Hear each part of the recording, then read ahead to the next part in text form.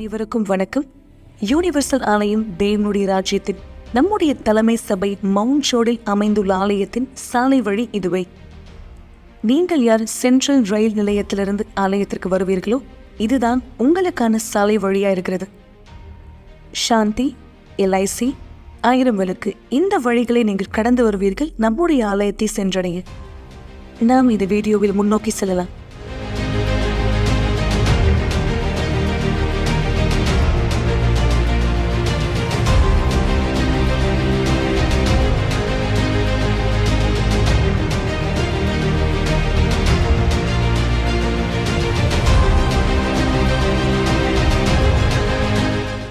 நீங்கள் யார் பேருந்தில் பயணம் செய்து ஆலயத்துக்கு வர வேண்டியதாக இருக்கிறதோ இப்பொழுது நீங்கள் பார்க்க போகிற இந்த பேருந்து நிறுத்தம் இந்த இடத்தில்தான் ஆனந்த் தியேட்டர்.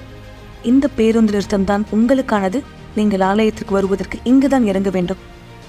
இந்த இடத்தில் நீங்கள் இறங்கின பிற்பாடு இதற்கு எதிரில் உங்களால் ஆலயத்தை பார்க்க முடியும். ஹெல்ப் சென்டர், நம்முடைய உதவி மையம் இந்த இடத்தில் இருக்கிறது. இப்பொழுது நீங்கள் பார்க்குற இந்த வீடியோ நீங்கள் யார் ஜெமினியிலிருந்து வருவீங்களோ இதை நீங்கள் ஆலயத்துக்கு வர வேண்டிய சாலை வழியாக இருக்குது. தேனாம்பேட்டை, டிநகர், வள்ளுவர் கூட்டம், கோடம்பாக்கம் இந்த சுற்றுப்புறத்தில் வாழ்கிற நீங்கள் அல்லது யார் ஜெமினி சைடு நீங்கள் ஆலயத்துக்கு வருவீங்களோ இதுதான் நீங்கள் தாண்டி வர வேண்டிய வழி. அப்போலோ ஹாஸ்பிட்டல், பிரிம்ஸ் ரோட் இதை தாண்டி நீங்கள் வரும்பொழுது நீங்கள் ஆலயத்தை கண்டுபிடிக்கலாம். இப்பொழுது நீங்கள் இடதுபுறத்தில் பார்க்குறது போல் நம்முடைய ஆலயம் இந்த இடத்துல இருக்குது. மெக்ரனெட் பேக்கரி பக்கத்தில். நீங்கள் யார் இந்த பக்கத்துலேருந்து பேருந்தில் வர வேண்டிய சூழ்நிலை இருக்கோ இப்போது நீங்கள் பார்க்க போகிற இந்த பேருந்து நிறுத்தம் தான் உங்களுக்கானது. இந்த இடத்துலேருந்து இறங்கி இதற்கு பின்பாக நீங்கள் நடந்து வரும்பொழுது ஆலயத்தை கண்டுபிடிக்கலாம். நீங்கள் இந்த மேப்பில் பார்க்குறது போல் பஸ் ஸ்டாண்ட்லேருந்து நீங்கள் ஆலயத்தை கண்டுபிடிக்க. நன்றி.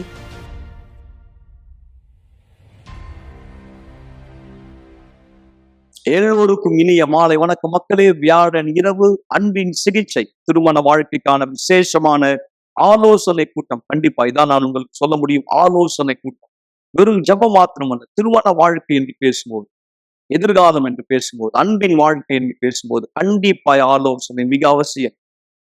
ஒரு ஆலோசனை பல ஜபங்களை பார்க்கணும் மேலான ஒன்று, சக்தி வாய்ந்த ஒன்றாய் கூட இருந்ததை கண்கூடாய் நாங்கள் பார்த்திருக்கிறோம் அநேகர் வாழ்க்கை.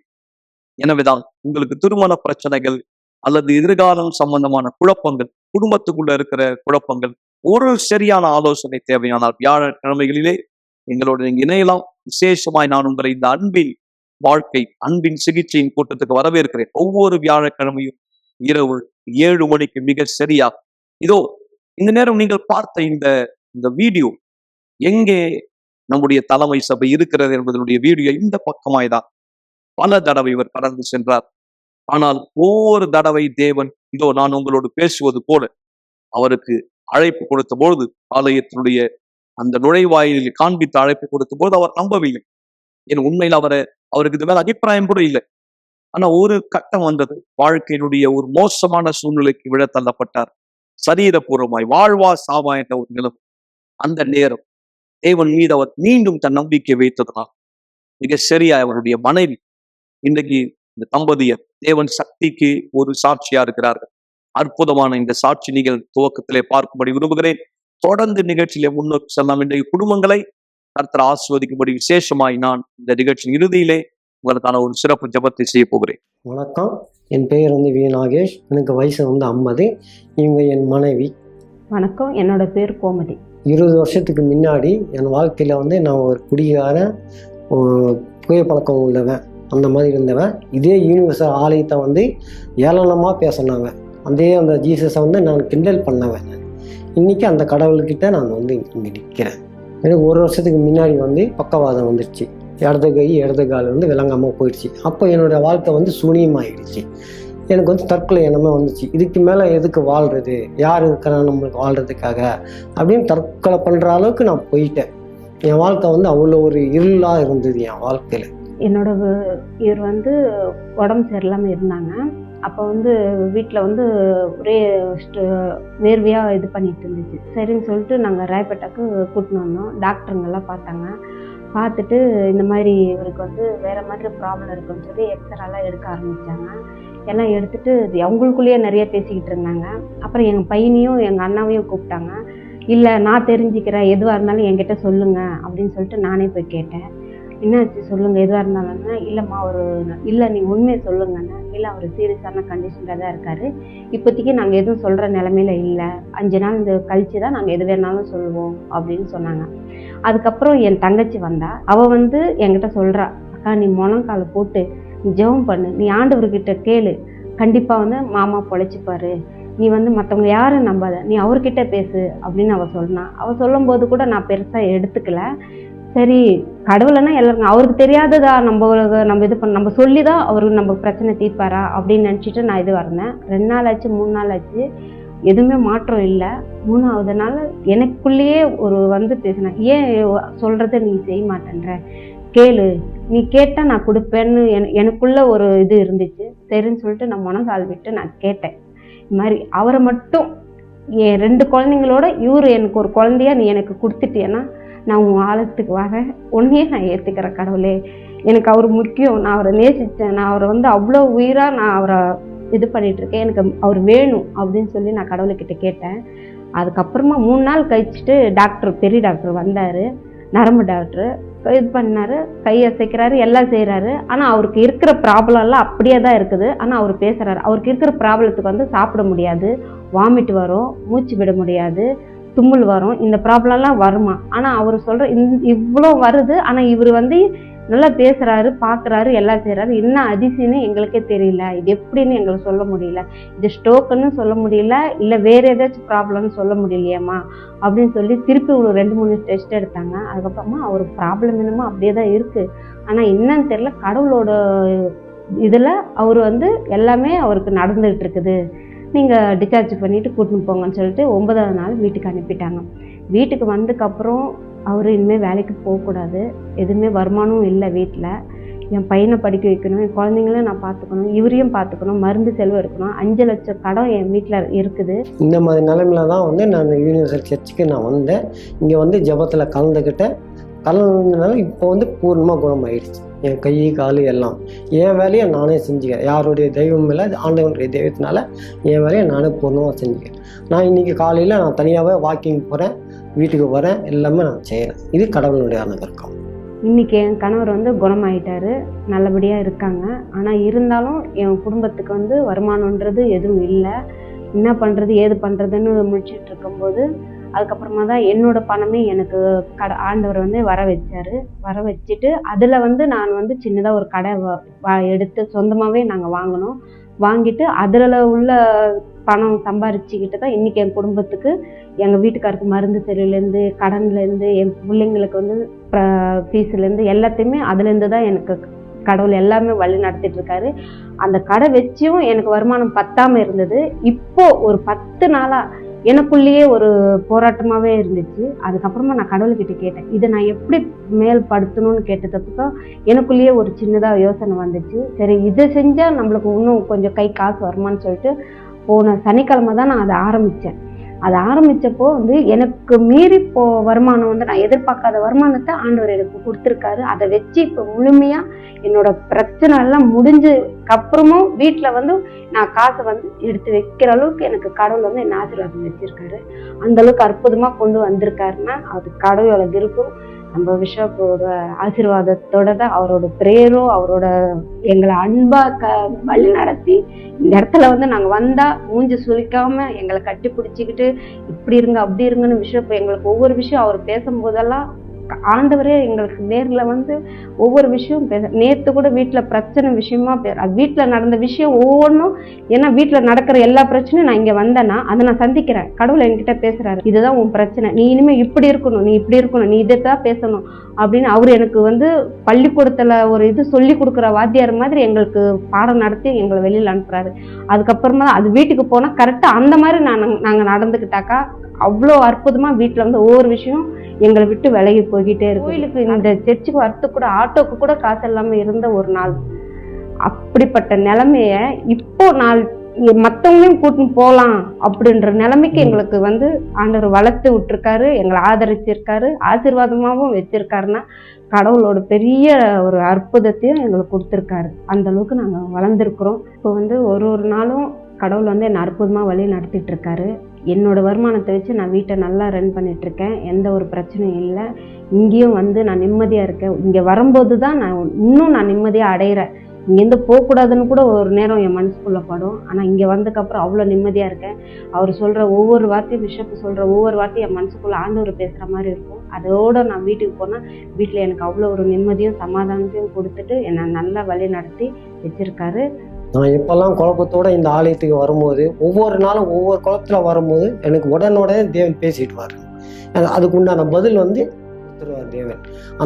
அந்த வார்த்தையை கேட்கும் போது மனசு வந்து நிம்மதியாகிடும், சந்தோஷமாக இருக்கும். எனக்கு அந்த சந்தோஷத்தோடு நான் வீட்டுக்கு போவேன். நான் ஆரோக்கியமாக இருக்கிறேன், சந்தோஷமாக இருக்கிறேன், மெயினாக வந்து மன நிம்மதியோடு இருக்கிறேன். எங்கள் வாழ்க்கையை முழுமையாக இந்த சந்தோஷமான வாழ்க்கையை கொடுத்த தேவனுக்கு மிக்க மிக்க நன்றி.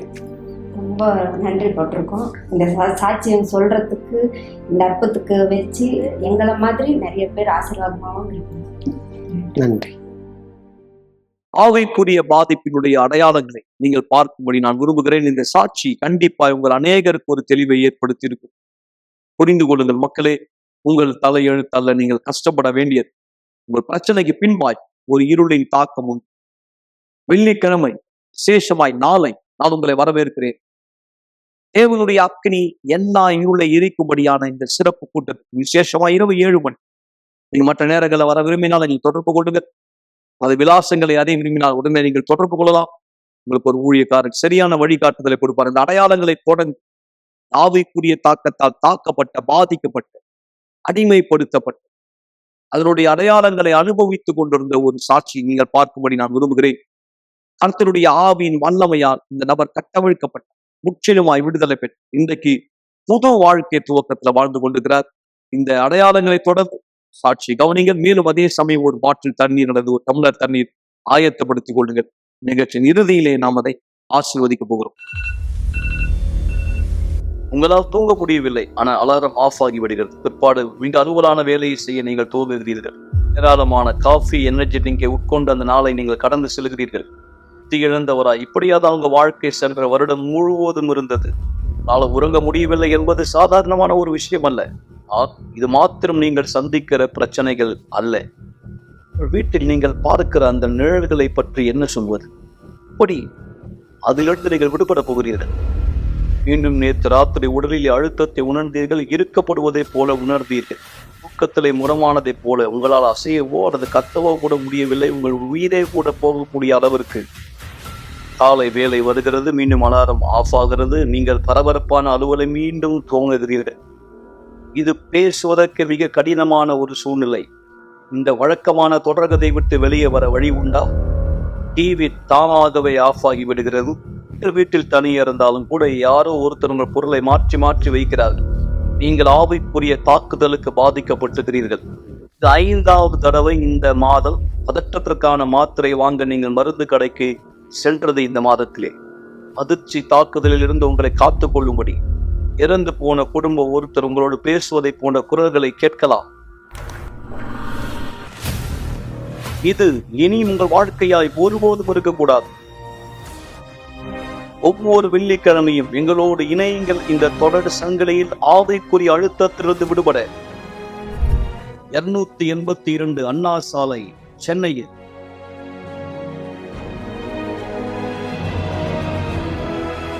என் பேரு சாண்ட்ரா ஹாரிலால். நான் 20 வருஷமா மன அழுத்தத்தினால பாதிக்கப்பட்டிருந்தேன்.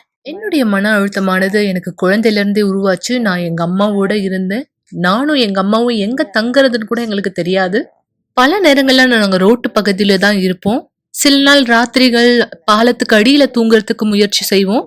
சில சமயம் எங்க அம்மா செய்தித்தாள்லாம் வித்திருக்காங்க. சில நேரத்துல கம்பெனி வாசல்ல, கம்பெனிக்குள்ளாக நாங்க தூங்குவோம். ஏன்னா நாங்க மக்கள் இடத்துல இருந்து எங்களை பாதுகாத்து கொள்றதுக்காக. பகல் முழுவதும் ரோடு தான் என்னுடைய வீடா இருந்தது. ராத்திரியில கம்பெனி தான் எங்களுடைய வீடா இருந்தது. என்னை பாக்குற மக்கள் என்ன குழந்தைன்னு நினைச்சு எனக்கு நிறைய உணவுகள் கொடுப்பாங்க. எனக்கு ஏதாவது கொடுக்க விரும்புவாங்க. பகல் நேரத்துல நான் தோட்டத்துல தூங்குவேன், ரோட்ல இருப்பேன். நானும் எங்க அம்மாவும் சில நேரத்துல ராத்திரி ஆவற வரைக்கும் நாங்க அந்த இடத்துல தங்கி இருப்போம். இது எனக்கு உண்மையாவே அவமானத்தை கொடுக்கும். ஏன்னா நான் ஸ்கூலுக்கு போயிட்டு இருந்தேன். அங்க இருக்கிற ஸ்கூல் பிள்ளைகள் அங்க கடந்து போகும்பொழுது நான் நடிப்பேன். இந்த மாதிரி நான் யாருக்கோ காத்துட்டு இருக்க மாதிரி. நான் அதை காமிச்சுக்க விரும்ப மாட்டேன். நான் அங்கதான் தங்கியிருக்கேன்னு. ஆனா எங்க அம்மாவுக்கு யாருமே அவங்களுக்கு அன்பை காமிச்சது கிடையாது. அவங்க கூட இருந்த நாட்கள்ல எனக்கு அவங்க அன்பே செலுத்தினது கிடையாது.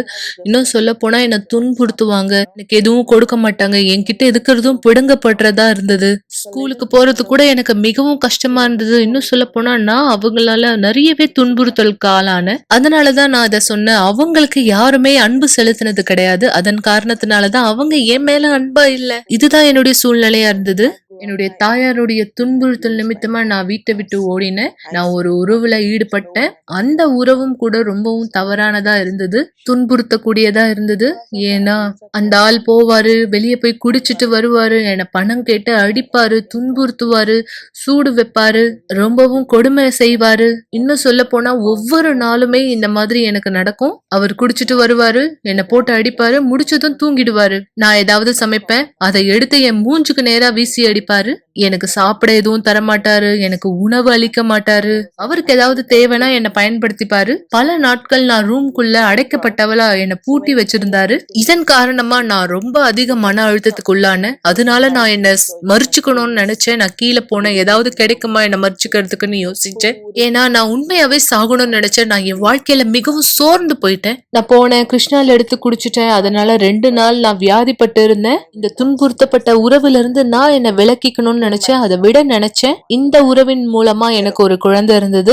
இந்த உறவை நான் விட்டுட்டு நான் தனியா வாழ விரும்பினேன். ஆனாலும் கூட நான் இன்னமும் மன அழுத்தமா தான் இருந்தேன். ஏன்னா எனக்கு அன்பு செலுத்தவோ அக்கறை செலுத்தவோ யாருமே இல்ல. இதன் காரணமா நான் குடிப்பழக்கத்துக்கு அடிமையான நண்பர்களை சேர்த்துக்கொண்ட குடிக்க போனேன். சொல்ல போனா ஒவ்வொரு நாளும் குடிப்பேன். பல நேரத்துல நான் குடிச்சிட்டு ரோட்ல கூட விழுந்து கிடப்பேன். மேலும் நான் இன்னொரு உறவுல ஈடுபட ஆரம்பிச்சேன். என் கணவரும் குடிப்பாரு, நானும் குடிப்பேன்னு தெரியும். நாங்க 2 பேருமே சேர்ந்து குடிக்க ஆரம்பிச்சோம். பல பிரச்சனைகள் உருவாச்சு, சண்டைகள் உருவாச்சு.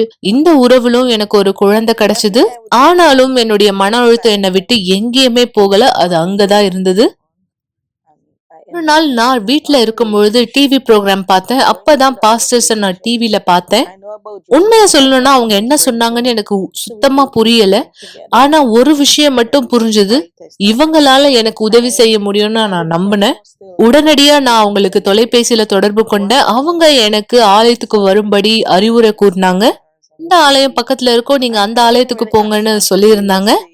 நான் ஆலயத்துக்கு போயிருந்தேன். பாஸ்டருக்கு என்னோட பிரச்சனையை விளக்கி சொன்னேன். நான் பார்த்தேன் எல்லா மக்களுமே என்ன மாதிரிதான் ஒரு நாள் இருந்திருக்காங்க. என்னுடைய வாழ்க்கை இந்த மாதிரியாகத்தான் இருக்கணும்னு நான் நினைச்சேன். நான் ஆலயத்துக்கு வந்து அங்க சொல்ற போதகத்தை பார்க்கும்போது நான் என்ன கத்துக்கிட்டேன்னா, ஆண்டவர் நமக்கு சிறந்த வாழ்க்கையை கொடுக்க தயாரா இருக்காரு. நான் வாழ்ந்துட்டு இருக்க இந்த பழைய வாழ்க்கைய தேவன் ஒருபொழுதும் விரும்பலன்னு நான் புரிஞ்சுக்கிட்டேன். ஏன்னா நான் கத்தி எடுத்துட்டு அவர் பின்னாடி ஓடி இருக்கேன். அவர் குடிச்சிட்டு வரும்போது சண்டை போட்டிருக்கேன், அடிச்சிருக்கேன், துன்புறுத்தி இருக்கேன், பேசியிருக்கேன், திட்டி இருக்கேன். 2 பேரும் சேர்ந்து பயங்கரமா குடிச்சிருக்கோம். பிள்ளைகளும் அந்த இடத்துல இருந்தாங்க. இந்த காரணத்தினால பிள்ளைகளும் மிக கஷ்டத்தை சந்திச்சிருக்காங்க. என்ன சுத்தி என்ன நடக்குதோ என் பிள்ளைங்க எல்லாவற்றையும் பார்த்திருக்காங்க. நான் வெள்ளிக்கிழமை தொடர் சங்கிலி ஜபத்துக்கு போனேன். தொடர்ந்து தொடர் சங்கிலி ஜபம் செஞ்சேன். வெள்ளிக்கிழமையில என் விடுதலைக்காக தேடினேன். ஏன் விடுதலைக்காக தேடினேன்? பரிசுத்த ஆவியானவரை குறித்து தெரிஞ்சுக்கிட்டு அவரை குறிச்சு தேடினேன். நான் பரிசுத்த ஆவியானவரையும் பெற்றுக்கொண்டேன். என்னுடைய கணவரை நான் ஊக்கப்படுத்தின ஆலயத்துக்கு வரும்படி. அவரும் அவருடைய விடுதலைக்காக தேட ஆரம்பிச்சாரு. தேவனுடைய பிரசன்னத்தையும் தேட ஆரம்பிச்சாரு. அதன் பிற்பாடு எங்களுடைய வாழ்க்கை முற்றிலுமா மாற்றப்பட்டது. இன்னைக்கு நான் முற்றிலுமா விடுதலையாக்கப்பட்டிருக்கேன், ஆசீர்வதிக்கப்பட்டிருக்கேன், சமாதானம் உடையவளா இருக்கேன், சந்தோஷமா இருக்கேன், ஆசீர்வாதமா இருக்கேன்.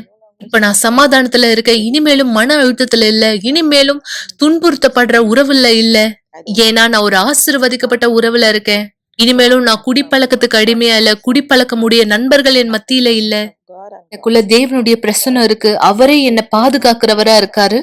ஒருவேளை நீங்களும் இந்த மாதிரியான பிரச்சனைகளை இருக்கீங்களா? தேவன் உங்களுக்காக உதவி செய்ய தயாரா இருக்காரு. நீங்க வாங்க. எப்பேற்பட்ட மன அழுத்தமா இருந்தாலும் சரி, என்ன பிரச்சனையா இருந்தாலும் சரி, ஆலயத்துக்கு வாங்க. உங்களுக்காக உதவி செய்ய ஒருத்தர் இருக்காங்க. நேற்று இரவு யார் நீங்கள் எங்களோடு இணைந்திருந்தீர்களோ கண்டிப்பா இந்த விசேஷமான அழைப்பை நீங்கள் பெற்றிருப்பீர்கள். இன்று நான் உங்களுக்கு இந்த அழைப்பை முன்வைக்க விரும்புகிறேன். ஞாயிற்றுக்கிழமை காலை நான் ஒருபோதும் மறக்கக்கூடாது இந்த சிறப்பு நோக்கத்தை. ஜூன் மாதம் 16ஆம் தேதி நீங்கள் வரவேற்கப்படுகிறீர்கள். ஒரு பாட்டில் தண்ணீர் எடுத்து கொண்டு வாருங்கள். அதிசயத்தின் ஒரு துளி அதில் விடப்படும். நண்பர்களே, அநேக மக்கள் 9:30 மணி காலை இந்த கூட்டத்திலே தேவனுடைய வல்லமை அனுபவித்துக் கொண்டிருக்கிறார்கள். தீராத வியாதிகள், இருளின் கிரியையினால் பாதிக்கப்பட்டவர்கள், குறிப்பாய் கெட்ட பழக்கத்திலும் பாதிக்கப்படுகிற மக்கள். இந்த சிறப்பு அழைப்பு உங்களுக்காய். நீங்கள் ஆலயத்தை அணுக விரும்பினால் இந்த ஞாயிற்றுக்கிழமை விசுவாசத்தோடு கண்டிப்பாய் நீங்கள் தேவன் வல்லமை அனுபவிக்க முடியும். எங்களோடு தொடர்ந்து இணைந்திருங்கள். ஒரு அற்புதமான சாட்சி நான் நிகழ்ச்சியின் இறுதியிலே கேட்க போகிறோம்.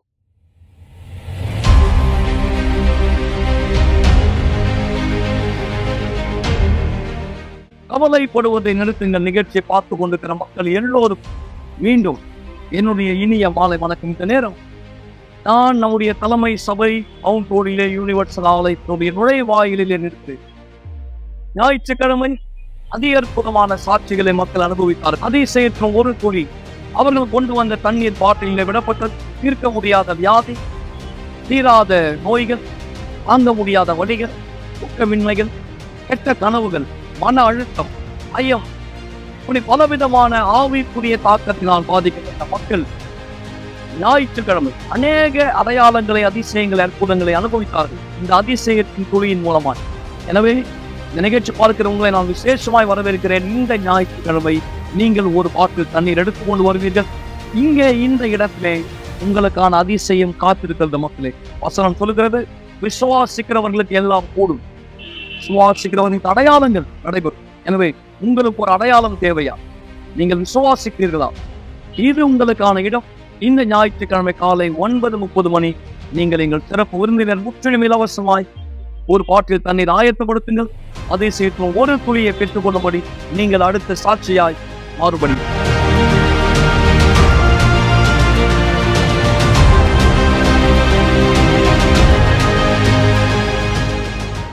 நிகழ்ச்சியின் இறுதிக்கு வந்திருக்கிறோம் மக்களை. இந்த நேரம் நாம் ஜெபம் செய்வதற்கு முன்பாய் நான் நம்புகிறேன் நீங்கள் உங்க தண்ணீர் ஆயத்தப்படுத்தி இருப்பீங்க. இந்த நேரம் ஜெபத்துல கவனம் கொடுங்கள். பிற்பாடு எங்களை நீங்கள் தொடர்பு கொள்ள விரும்பினால் தாராளமாய் செய்யலாமானால் ஜெபத்துல இந்த நேரம் எங்களோடு இணையுங்கள். இந்த ஒரு சாட்சியை தொடர்ந்து நாம் ஜெபத்திலே முன்னோக்கி செல்ல போகிறோம். குடும்பமாய் என்னோடு இணையுங்கள். இந்த சாட்சி நீங்கள் பார்க்கும்படி கர்த்தர் வல்லமை இந்த ஜெபத்திலே உங்களுக்கும் நிச்சயமாய் வெளிப்பட முடியும். என் பேர் நாதியா. நான் ஆலயத்தில் கலந்துக்கிறதுக்கு முன்னாடி பயம், பதட்டம், தாழ்வு மனப்பான்மை, எப்போதும் எதிர்மறையான எண்ணம் உடைய பெண்ணாக இருந்தேன். சிறு வயதிலேயே நான் ஸ்கூல் படிக்கும் போதே யாருமே என்னை நம்ப மாட்டேங்கிறாங்க. நான் என்ன செய்யறேனோ அதில் அர்த்தமே இல்லை, நான் அசிங்கமாக இருக்கேன், நான் பண்ணுறது சரியில்லைன்னு எனக்கு தோணும். எனக்கு தன்னம்பிக்கையே கிடையாது. நான் எது செய்யறேனோ அதில் சரியில்லைன்னு நினைப்பேன். எனக்கு கிடைக்க வேண்டிய கவனம் கிடைக்காததுனால நான் எப்போதும் மன அழுத்தமாக இருப்பேன். தற்கொலை எண்ணமானது இருந்தது. நான் எப்படியாவது சாகணும்னு நினைச்சேன். நான் இறந்துட்டா இப்போ என்ன கடந்து போயிட்டு இருக்கனோ அதை கடந்து போக வேண்டியதில்லை, எல்லாமே சரியாயிடும்னு எனக்கு தோணுச்சு. ஏன்னா நான் இந்த மாதிரியான பிரச்சனையை கடந்து போறது யாருக்குமே தெரியாது. ஏன்னா என்னோட தாயாருக்கு முன்னாடி, என்னோட நண்பர்கள் முன்னாடி எல்லாமே சரியா இருக்க மாதிரி இருக்கும். நான் இதை பத்தி ஒரு நாள் கூட அவங்க கிட்ட விலைக்கு சொன்னதில்லை. ஏன்னா நான் நினைச்சா அவங்க அதை புரிஞ்சுக்க மாட்டாங்க. ஒருவேளை நான் இதை சொன்னா அவங்க எப்படி நடந்துப்பாங்கங்கிறத பார்த்து நான் பயந்தேன். என்னோட ஸ்கூல்ல படிப்பு, கிரேட் எல்லாமே நல்லா இருக்கும். என்னோட ஃப்ரெண்ட்ஸ் முன்னாடி நான் நல்லா இருக்க மாதிரி இருக்கும், சந்தோஷமா இருக்க மாதிரி இருக்கும். ஆனா எனக்கு மட்டும்தான் தெரியும் நான் எனக்குள்ள வெறுமையா இருக்கேன், தனிமையா இருக்கேன், எனக்குள்ள சோகமானது நிறைய இருக்கு. இதெல்லாம் யாருக்குமே தெரியாது. நான் என்ன கடந்து போறேங்கிறது யாருக்குமே தெரியாது.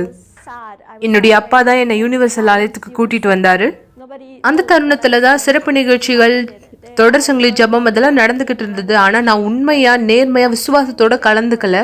நான் சில நேரத்துல வருவேன், சில நேரத்துல வரமாட்டேன், அந்த மாதிரி தான் நான் இருந்தேன்.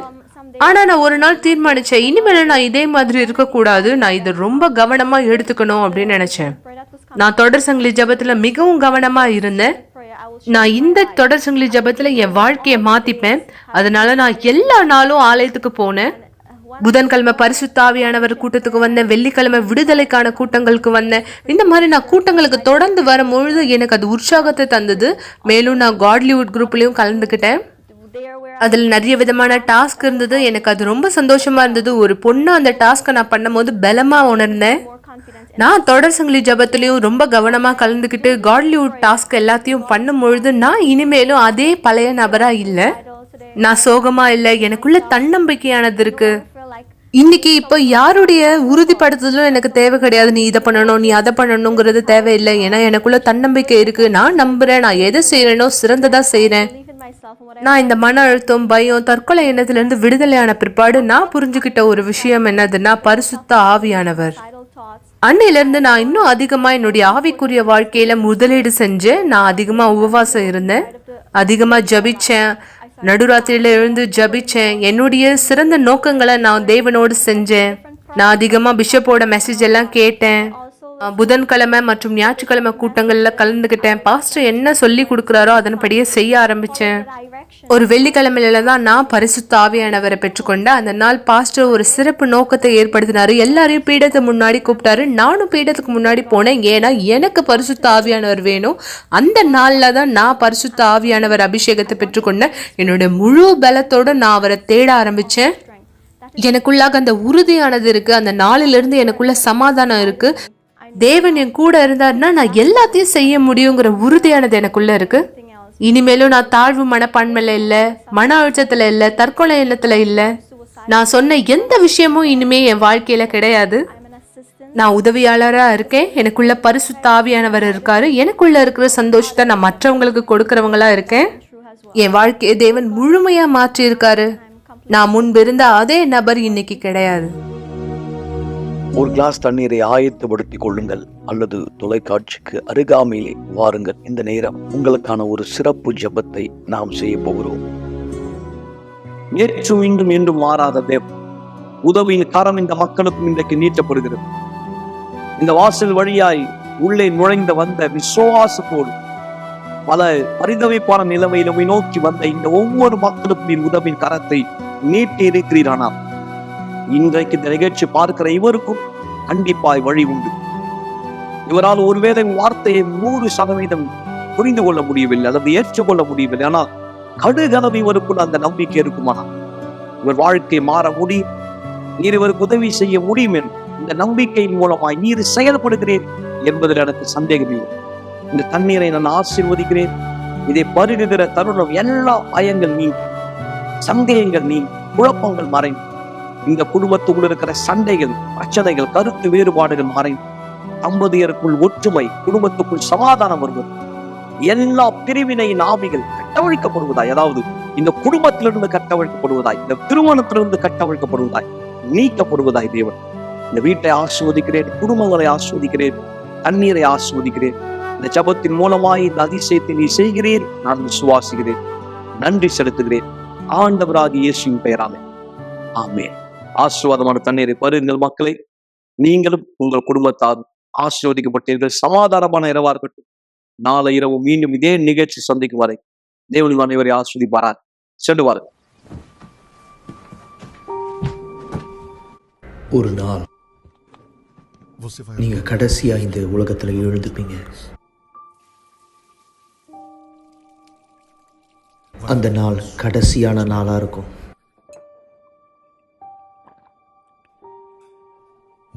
கடைசியா ஒரு முறை நீங்க காலை உணவை சாப்பிடுவீங்க.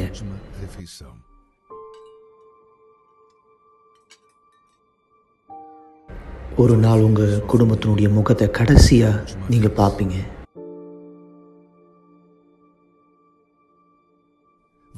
உங்களுடைய கடைசியான வார்த்தையை சொல்லுவீங்க. உங்களுடைய கண்கள் கடைசியா ஒரு முறை சிமிட்டும்.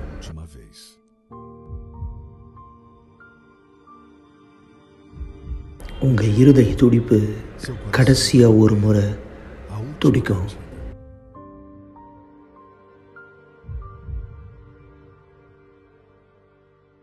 நீங்க கடைசியா ஒரு முறை மூச்சை இழுத்து விடுவீங்க.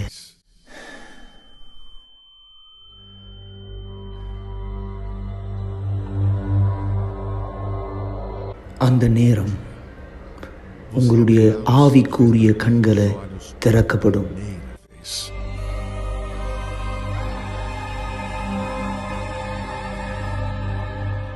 அந்த நேரத்தில் நீங்க புரிஞ்சுப்பீங்க எந்த அளவுக்கு உங்களுடைய ஆத்மா உண்மையானது அப்படின்னு.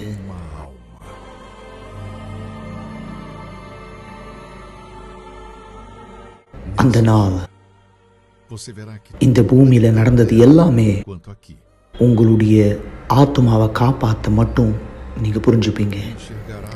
கடைசியா ஒரு முறை நீங்க அதை பார்க்குற நேரம் உங்கள் ஆத்மாவை வந்து கொண்டு போகிறது யார்? அந்த நேரம் நீங்கள் யார்கிட்ட உங்கள் நேரத்தை கொடுத்தீங்களோ, யார்கிட்ட உங்கள் நாளை கொடுத்தீங்களோ, யார்கிட்ட உங்கள் விருப்பத்தை செஞ்சீங்களோ, யாரை நீங்கள் வணங்குனீங்களோ, இந்த வாழ்க்கையில் இது உங்களை பதட்டப்படுத்துதா இல்லை இது உங்களை உறுதிப்படுத்துதா? உங்கள் கடைசி நாள் இந்த பூமியில் உங்களுடைய முதல் நாளாக அமைய போது பரலோகத்தில் தேவனோடு சந்தோஷமா அல்லது நித்திய கால மரணம் நரகத்தில்?